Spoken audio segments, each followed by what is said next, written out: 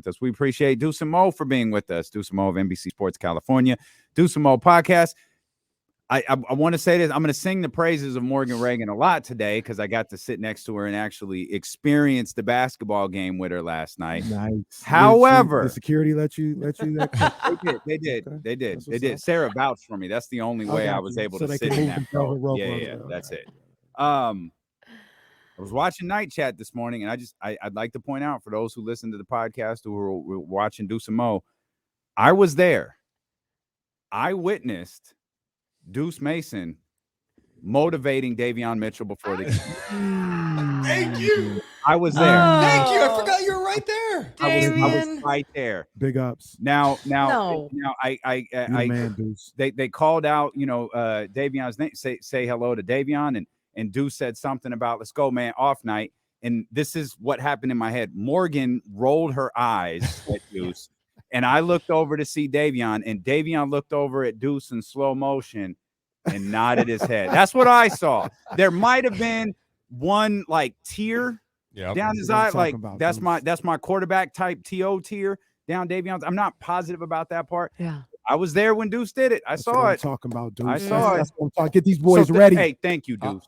I didn't say it with a smile. It was dead serious. It's we need an off night tonight. Yeah. Davion knew. This is it was business time. Worst way we could have started this show. Hey, man. I just want to give my man credit. I saw it. I was there. Hey, the two people we always got to thank, at Nani and at Deuce Mason. There you go. Oh my God. Well, and if you guys don't mind, it's time. We're back, baby. Oh, we're it back. can't get worse. Go get on your feet. Buddy Hill, can you do some for me? Clanking shots, get boost from everybody. JJ, can you do some for me? Talking about practice, what you saying, homie? Sacramento, can you do some for me? We want playoffs, give it to us, shawty. Light the beam, light the beam, light the beam. Hey. Deuce Bar's back, baby. Hey, you do something. That is amazing. Don't ignore that. Ignore that. That is fantastic. Let's go. I heard him practicing something. They called for Deuce Bars today. They've been calling for him. Yeah. I got excited with Kenny back today. The Kings won. I'm feeling good. I'm like, you know what? I'm going to do this right now. That's what I'm saying. Could this show have started any worse for you, Morgan? Yeah, no. Strokes, Deuce singing, and Deuce compliments. Yeah, I think that's pretty bad, Damian. You've had a traumatic 24 hours. Yeah. I need a vacation. Oh, hey, goodness. So look, let me ask both of you guys this. I mean, because we got Deuce Bars, we had Drake Bars. The energy is crazy right now. I think a lot of the reason why the energy is crazy is because we all wanted that game last night. Am I correct? Like, we wanted the Pacers game. We, indirectly, Tyrese may catch something because of it, but, a lot of people have been talking crazy about the Kings and this trade and all this other stuff. And now the records are there, and Indiana's record is good and going head up. And I think that has a lot to do with all this energy coming out where we wanted this game last night. Am I accurate with that, Deuce? Yeah, I was talking to Morgan before the Suns and Pacers game. I'm like, if you had to choose to win one game, I think you choose to win the Pacers game, right? Because could you imagine today had the Pacers won, Tyrese had a big game? We don't need to imagine. No, we don't have to. And it was great. And I told Morgan after the Suns night chat, what'd I tell you? I said it wasn't a prediction, it was a spoiler. The Kings are beating the Pacers. Oh, yeah, and you mentioned Kenny, too. Yeah, because last time I said that was with the Warriors game. Kenny and I were on the same page, and that's what happened. No, in all honesty, yeah, I think everyone needed it. And it's the way it went down. It's how the Kings played. Sabonis coming out with force. They played a beautiful brand of basketball. And Golden One Center has never been this loud. Like, this is the most energy that building has ever had. And I'm just going to be honest. It just like one of those, it shouldn't be the moment to shut toxic people up, but it really did shut up some yappy, toxic Tyrese Halliburton people up. And I love the heck out of Tyrese Halliburton as a person, his game. I root for him. I'm probably the only one here that like roots for his. Well, no. When I say that, even when it is the Sacramento Kings, I was like, oh, I don't want him to have a bad game. I just don't want him to have a game-winning shot. I feel for him, truly on a different level, whatever. But then there's just so many people that wanted to be out there after the trade, national people and people around here that just wanted to be so evil, so mean, so weird about it. And it shouldn't be the thing that shuts them up a little bit, but it just does for a quick second. And I needed that in my life.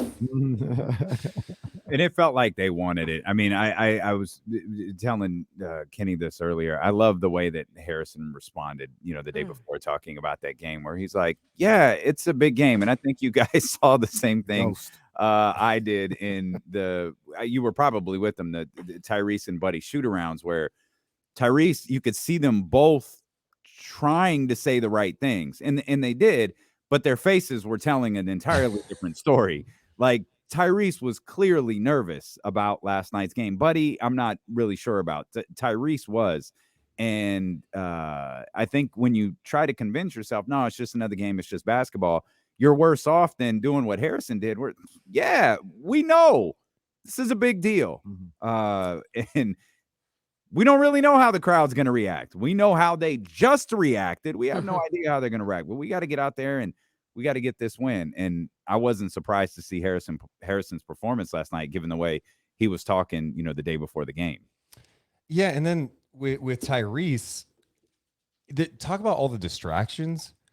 I mean, I think it's so much harder to be the person that's going back, right? Like Sabonis taking on your former team when there's like 4 guys left over. You're in Sacramento. It's not that big of a deal. I'm sure it's cool to see some old friends. But for Tyrese, it's not just like old teammates and coaches. It's fans. It's people he met here. It's family. It's media. Everybody was going up to him before the game. Yeah. And, it's hard to lock in, when you've kind of got those distractions. We were talking about that when we were watching from the baseline. We went back out there, Damian, and we were watching where he was going and what he was doing. Every damn person, even people that want to pretend they had a relationship with him, were coming up to him to say what's up. And I told Deuce, I was like, I'm not saying hi to him until if I see him after the game, because it was like, this is work time. And it's the same thing that I feel sometimes, like even when we're all watching a game up there and it's like people just go, hey, can you like come say hi? And it's like, no, the game is actually being played. Like, it's part of the work, right? And so for Halliburton, that's part of the work, is right there, getting ready, warming up for the game. I don't know. I think he was a little taken out of his routine. He's an emotional guy too. And it did throw him off, and it was a good thing for the Kings. His walk up into the arena was really weird too. He was moving in like slow motion. Like they're really bringing back the baggy pants. He was in all black. They were filming him. And it looked totally not natural. Yeah. Well, I loved he came in trying to walk like a heel, and then it was like the perfect timing because there's all of us, Mark Jones walking through, and we were all like, oh, I was like, what are you wearing? And then like he's like laughing, everyone's kind of giving him crap, and he cracks a smile. But yeah, that was pretty funny. And dude, King's defense last night on him was fantastic. Like Davion, some of the clips I saw that were tweeted out after the game, I'm like, how Davion defended every person on a possession and who ended up in a miss. That guy's been insane. Nah, man. And see, and this is where I go a different way from my girl Morgan Ragan, because last night when Davion got one-on-one with Tyrese, I was like, lock that up. Lock that up. That's what I want to see. And he locked him feel up. that, Kenny. No. Yeah. Kenny, I have to let you know, like, there's not a single ounce of me that feels remotely bad for him when he's out there on the court when De'Aaron Fox just cooked and he just had that little shimmy and just made that little jumper on Tyrese Halliburton. Can we talk about that play for a second? Okay. And there's so many awesome plays. About that too. That was nasty. Fox has the ball. Metu comes over to set the screen, waves him off. He's Metu, I got this. Get out. And then he puts that move on him, shakes him, hits that fall away, and he loved every second. My point is, Kenny, I loved those moments too. I have to admit. I feel you. I got to ask all you guys, because we've seen every play of De'Aaron Fox's career. I think that's a top 5 play I've ever seen from him. Oh, yes. Filthy. Yes. That was filthy. And it was unexpected. Nobody was expecting him to hit him with a dream shake Jordan fall away. That was nasty. He's on a different level. And even when he looks a little bit beat up, because you look at the beginning of that game and it's like, okay, he's not coming out with that that explosive first step that he usually has. But what I love is that he didn't have to rely on that explosive first step because his skill set has taken a leap this season, and he's able to do things like we just saw with that play, and then other mid-range shots. He can get to his spots and just not have to go to the rack every time and go downhill. Yeah.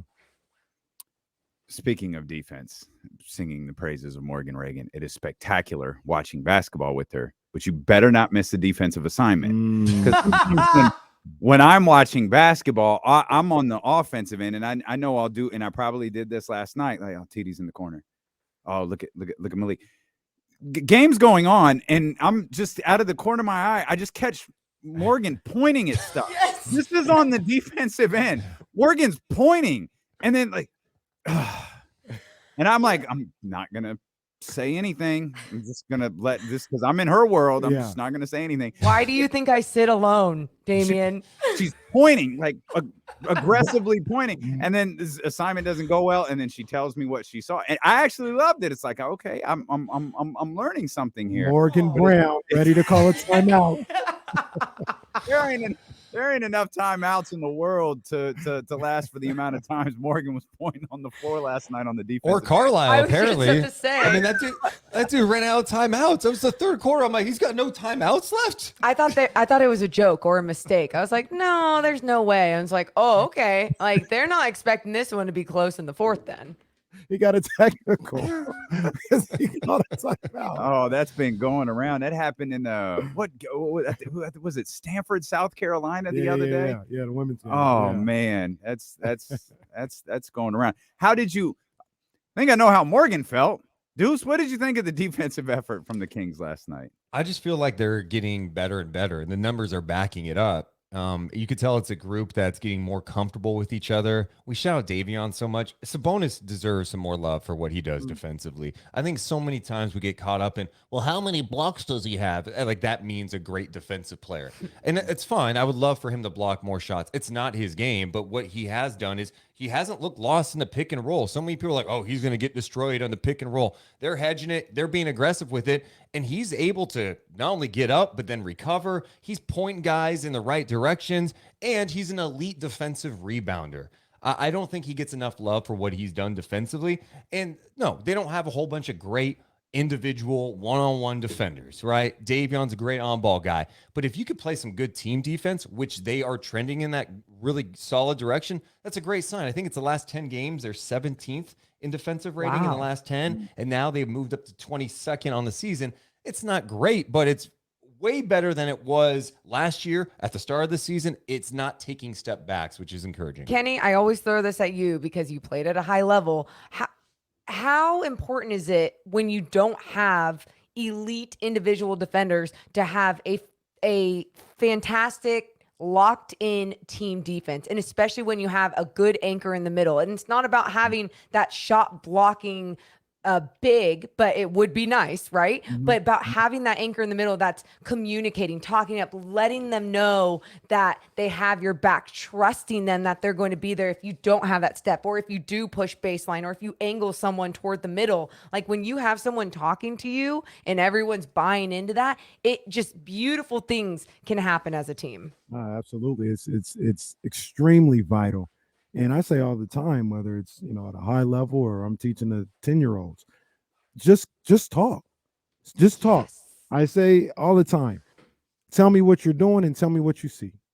And if you got 5 guys telling me what you're doing and what you see, i.e. a cutter or a screen or something coming on like that, just to think of, if one person's doing that, that's great communication. Just think if you got all 5 guys talking about either I got ball or I'm in help, or I'm in denial, or watch this screen coming, cutter coming across. Like, now we're all locked in. That's where we get into talking about moving on a string and being as one. And I think Domantas Sabonis helps out a lot with that. He's a great communicator out there on the floor. And the rebounds. I mean, you guys know the defense ain't over until you have the basketball. And there's not too many guys better at finishing off a defensive possession than Domantas Sabonis with the way he rebounds. and his ability to grab the ball and take it himself. Mhm. I know Slater was talking about that on The Athletic, just talking about the fact that Brown kind of uses him like Draymond in that sense, where he's going to push the ball, the dribble handoffs. He's been so good with these dribble handoffs too in transition. He's able to create so much for this team. And so, I don't know. There's just sometimes I'm just watching Sabonis. It's just so fun to watch. Even when he doesn't have the ball, the guy is just constantly doing something. Yeah, I feel like he's the team's most important player. Like we were having this discussion earlier about most important versus the best. So much of the Kings universe right now seems to center on Domantas Sabonis. I like that. I think that's a totally a fair debate or conversation to have because of just the way that his presence dictates so much of that offense. It doesn't matter if he's the one grabbing the rebound, going in a bust out and pushing the ball up and starting the motion offense, or if it's one of the guards starting it and he still is the one leading, talking, commanding people to move around or understands, hey, I already know where your defender's going to go on this. So just come off me. I'm going to make your life that much better. He's just such a great teammate in so many different ways. And Kenny, can we consider him on that younger side too? Yeah, he's 26. I think he's outside of Harrison. He's like the oldest of the group. He's the old man at 26 years old. And I mean, we had this conversation with Olivia, and I thought all the answers were interesting. Damien, thought Sabonis. I said Fox. Olivia said Malik Monk. And I don't know if he's the best player on the team, but what he brings to the team Importance on level. the basketball court, it seems like in the locker room, it seems like what he brings to the Golden One Center, it's invaluable right now. He had 5,000 people, 5,000 some odd people wearing Band-Aids on their face. right, Yeah. right. David, you talked about it. Olivia talked. He's a leader. Yeah. He's a leader that we've been asking for the last couple of years. Like I said, I don't know Deuce. I don't know if he's the best, but I mean, what he's providing right now is feels unmatched. He comes in the game and there's juice. It's not just him trying to get his either. I mean, he's looking to set guys up, and some of the stuff he says post game, I love. It seems like he's never worried. He's like, I'm not, even during that 3-game skid, he's like, I'm not letting this fracture. Like we're fine. We're going to keep this going. And he was saying that during the 0-4 start.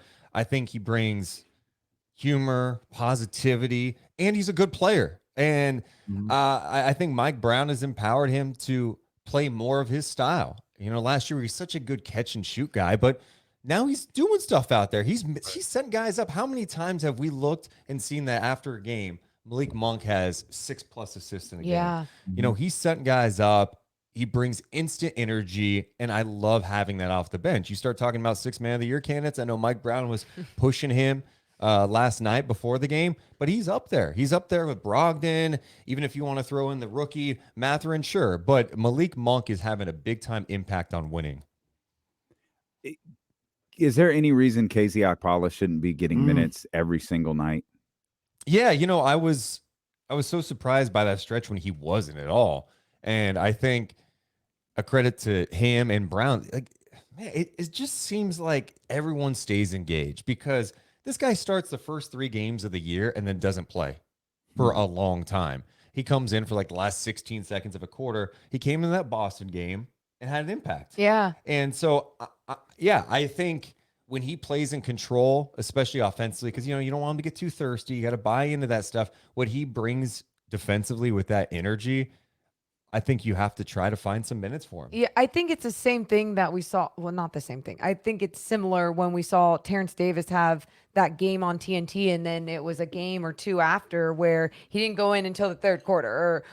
But they understand that they just need to stay ready and trust Mike Brown's philosophy, his rotations, and what he's trying to accomplish with them. But I also feel like Mike Brown is the type of coach and the type of person that believes in rewarding people and not just, like they worked hard at practice. It's rewarding them. Hey, if you get this 30 seconds in the game, you better do what you're supposed to do. Like, I think, Damien, maybe I was sitting next to you when I was talking about Metu, who ended up having a good game. Sitting next to me. Yes. And it was when Sabonis was going to check in. So like you saw Mike Brown say Sabonis get in there. I think it was a Chimezi Metu something happened on the defensive end, and I was probably pointing ferociously at it. And then on the offensive end, he gets the ball at the top and just takes the first three at the top of the 3-pointer. And it's because he saw Sabonis coming in. And so in that time, he made the wrong decision because he's like, okay, well, let me get mine right before I have to go out. And it's like, no, you don't want to do those things. And I feel like he is more disciplined. And my whole point of this is I feel like every guy understands how disciplined they do need to be when they even get 30 seconds. Yeah, for sure. Metu was on Morgan's list for a minute. It was a tough He stretch. was good last night. He It was was a good tough last stretch. night. Well, yeah, no. He to be fair, this was probably second quarter. Early on. This was early in the game for sure. He's been good all year. Hey, he's been really good all year. I've loved the way he played. Hey, you guys have I guess you can say you suffered through a lot of Kings basketball over the years. Actually working, you guys committed to the night chat every single night, for years now. In the morning, sometimes you guys were up here talking Kings basketball. How fun is it right now? I know it's not like they're 23-0 or nothing like that, but they're 11-9 after 20 games. And it's not just the record. It's the energy around this franchise right now. You go to the Golden One Center right now. It feels like the greatest show on earth. Like it feels like a party that's just waiting for 2.5 hours from now when they can say light the beam over and over again, right? Yeah. It's that anticipation for that. How are you guys just enjoying this ride so far in the first 20 games of the season? That's it. I'm enjoying it, right? Because, there's going to be ups and downs. Even during the 3-game skid, you start to feel like the nervousness with the fan base. I'm like, guys, are we watching the same stuff? Like, they're going to struggle sometimes. How they get out of it, this team has shown that they could face some adversity and get out of it. Last night was a great response, but I'm having so much fun with it. I think the NBA is realizing, oh, wait, Sacramento fans are loud? Like, yeah, they are, man. And they've been waiting for this. They've been thirsty for some great basketball for a long time. And right now, they're one of the most entertaining teams in the league. You go into that building, you can expect a playoff atmosphere because these fans are ready to pop off.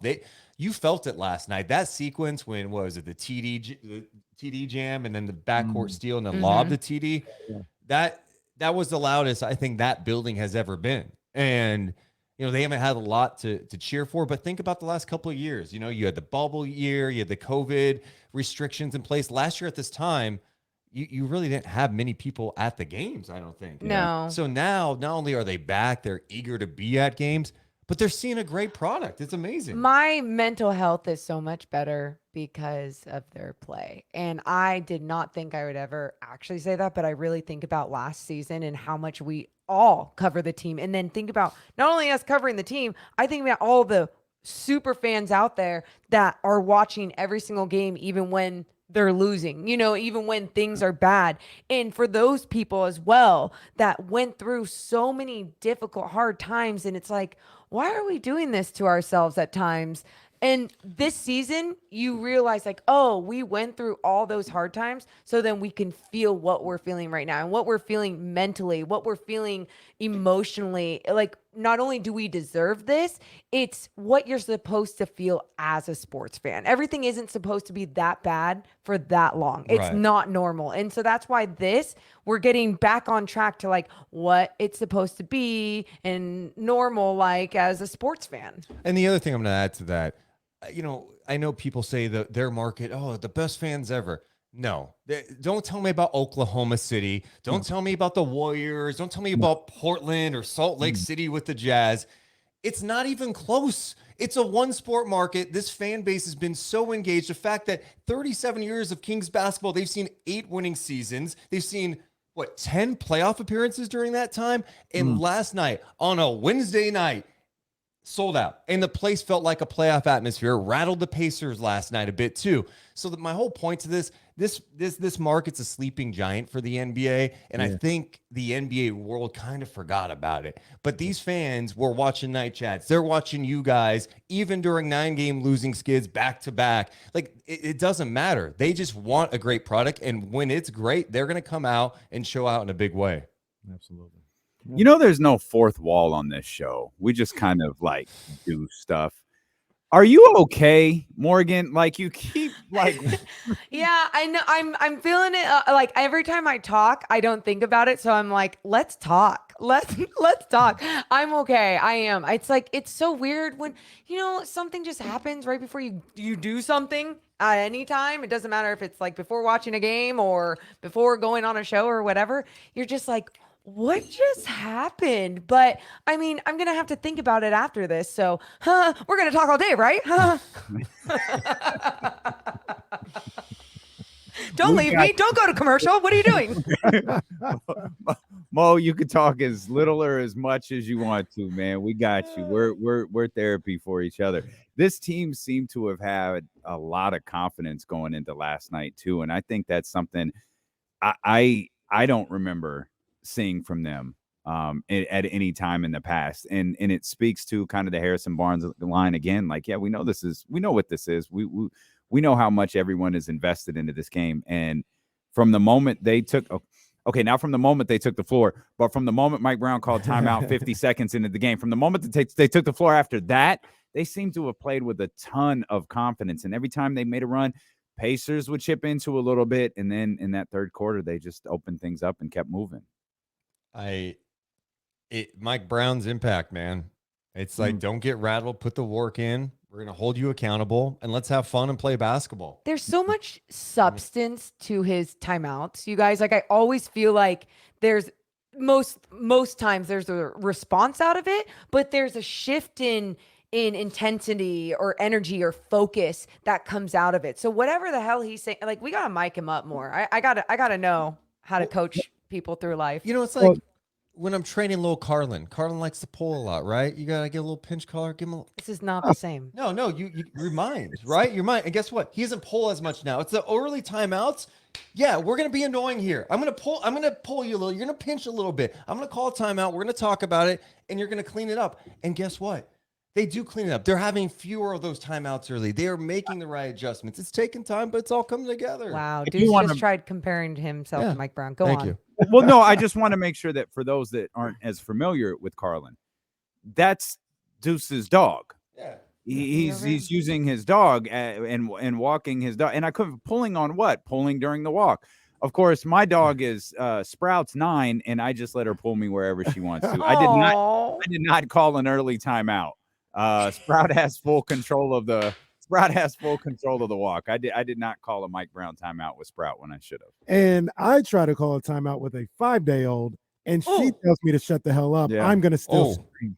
Yeah. And then she poops on you, and then she throws up on you, right? It does.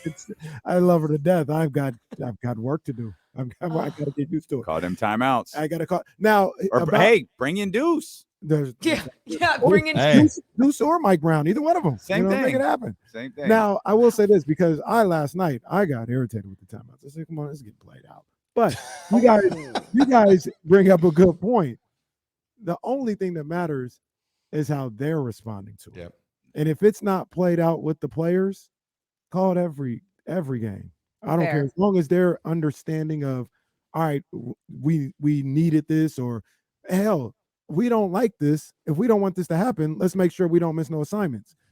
As long as they're good with it, that's all that matters. And like you guys said, it seems like after I can't remember one of those timeouts being called and they come out and they still make defensive mistakes. It's never for show, Kenny. And not to say, that's a good point. That's what coaches do, but I feel like there's times, especially in lower level sports, where it's like, I'm gonna make a point, and really it's like, because I'm angry, and it's like, no, you got to make a point because you need to teach. Go do suicides during this timeout. Push-ups. Really? During the timeout? Yes. I'm so mad at you, right? Coach, what? And yeah, there's an encouragement, there's an accountability. I mean, that Terrence Davis sequence, in that Suns game where he called timeout, he went on the court with Terrence. He wasn't blowing him up. Right? Like, he was just, hey, this is what we have to do. And, he knows how Terrence is going to respond. I'm sure he doesn't coach everyone the same way. So he has his talk with Terrence Davis. 2-3 plays later, he's in the right spot, draws a charge. It's great. And they're responding to it. You're right. And real quick, even more importantly, or just as important, to him taking Terrence aside and, letting him know, hey, this is where you got to be. Terrence responding to that. Mike Brown's response to that, yes, his excitement, his joy, his, just being super elated that Yes. Terrence made the right play. That carries weight with the players, because now if he does that again, if he calls a timeout and says, hey, you weren't in the right spot, the player probably understands, like, look, he's not grandstanding. He's not doing this for any other reason than he wants me to succeed. And if I succeed, he's going to be just as excited as he is mad right now for calling this timeout. And that carries weight with these guys. I know the message is genuine. I love Mike Brown. I just love the guy. Yeah, Me too. He's- I think we all do. Yeah. When is he going to piss us off, you guys? Never. Okay, I like that. Never. Well, if he puts after, his foot back on the table, then it's like, come on, settle down. Settle Why down. do you do that? I didn't get that. Why I do you didn't do get that? it either. Oh, Mark Spears said something about, like, do you actually have socks on this time or something? And then he was like, Does it was Mike a thing. Brown not wear socks? I don't listen, know. He has a no-show when he wears the Vans. Oh, they're very no-show. Yes, no show. But They're I very guess Mark was no-show. like, "Yo, you're not wearing socks." I He's like, don't- Yo, I am wearing socks. I don't own a pair of socks that show. Who wears socks that show at this point? It's Well, 2024. don't you do the little crew, the little Nike crew socks? Yeah. No. Oh, really? I Or got not- socks on right now that show. What you talking about? Like, I'll sometimes wear like the Nike crew ones because they're cover. cool, and they'll be like a little over my leggings or Oh, a see, little now up- that's a good look. Yeah. But I walk around with my ankles out all of the time, so Yeah. I got the no-show socks. Well, I didn't understand why Mike worked really. Mike is not limber enough to throw his leg on a table like he did last night. Like he needs a few more yoga classes before he decides to spring. And Shannon looked scared to death when he did that. Like, oh, okay, get the press release that coach just threw out his hip here trying to show everyone his socks. We talk about Stockton for a minute.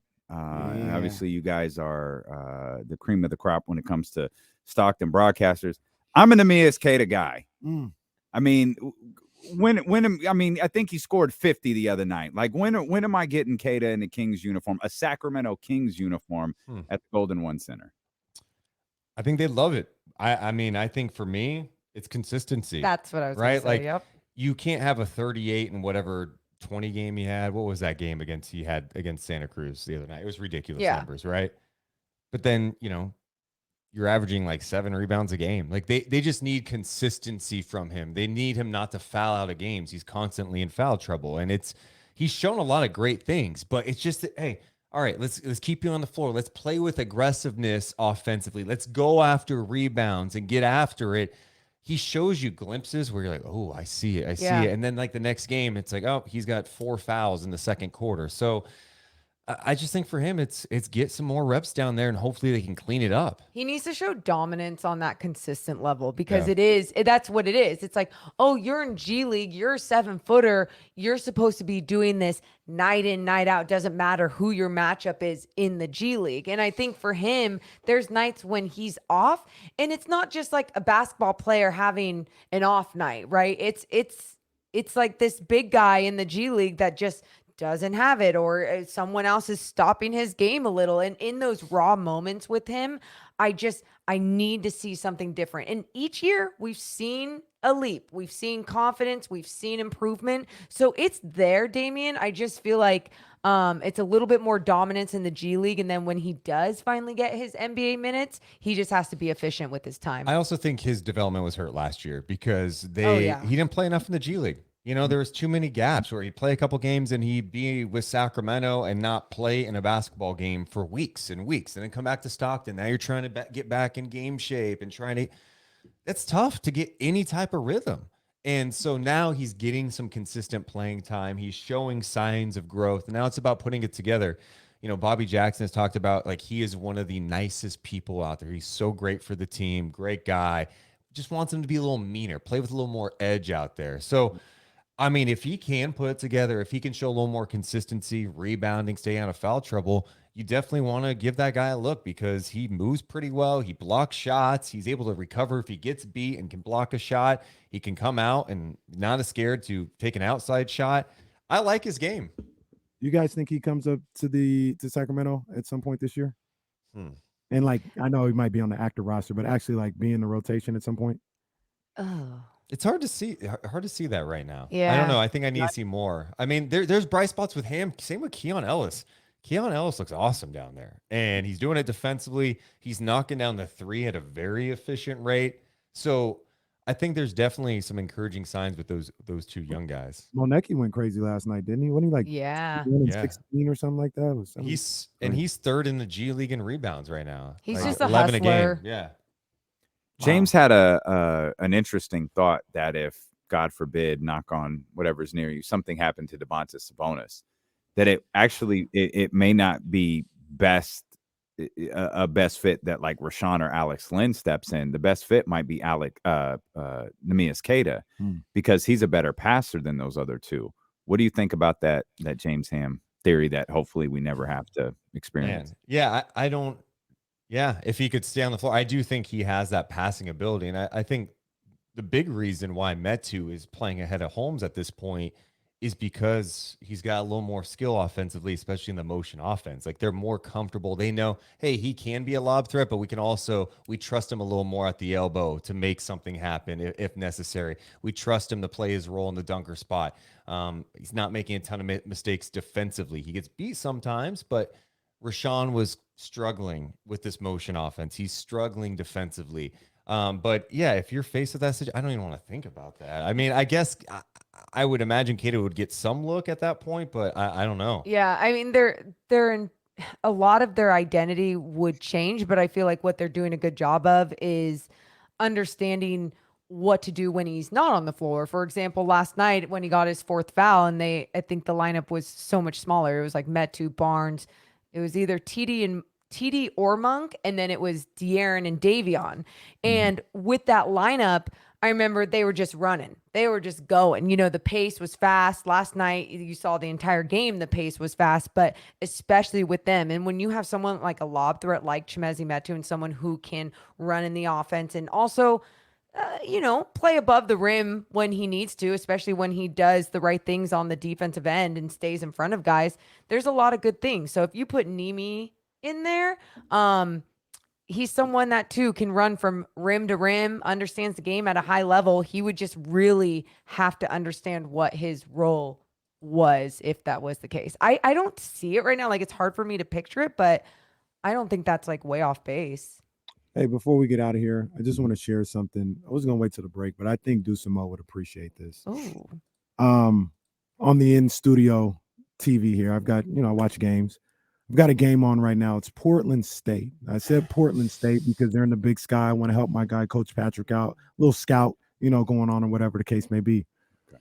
Portland State is playing Portland Bible. The Portland Bible Arrows. They're 0-10. They have 6 guys on the roster right now. 3 of them look like Kelly Olynyk, except they don't play like Kelly Olynyk. They play like how you would think Kelly Olynyk would play. The score with 7 minutes to go in the first half is 36-0. No. Portland Bible is 0-10 on the season. Can I ask you something? What are you doing with your life? When I watch games like this, I don't know. What are you doing? But the crazy thing is, I got to see how this finishes. Yeah, now he does. Yeah. Will Obviously. they score? How many points will they score? And when will they score? You have to keep trying. Take your notes, Kenny. Let us know. I got to take my notes. Do you guys need someone else for night chat? Do you need like a guideline reporter for night chat? Can I apply somewhere? Is there a job posting? By the way, Bible Arrows. Never in my life have I heard that. Yeah, that's really random scheduling. But you mentioned Kelly Olynyk. Did you see him in the Hornets Celtics game the other night when he scored late and they were down like 20-something points and he did the too small? I'm like, what are you doing? You're down 20, bro. No. Oh man. That's what the first guy that scores on Portland Bible should do. Like when he like post up move or a layup and just go too small. That's up there with John Morant going to Malik Monk going, don't miss. Don't miss. All right. I hope Portland State cuts a nice little promo like Austin did on Jake the Snake Roberts.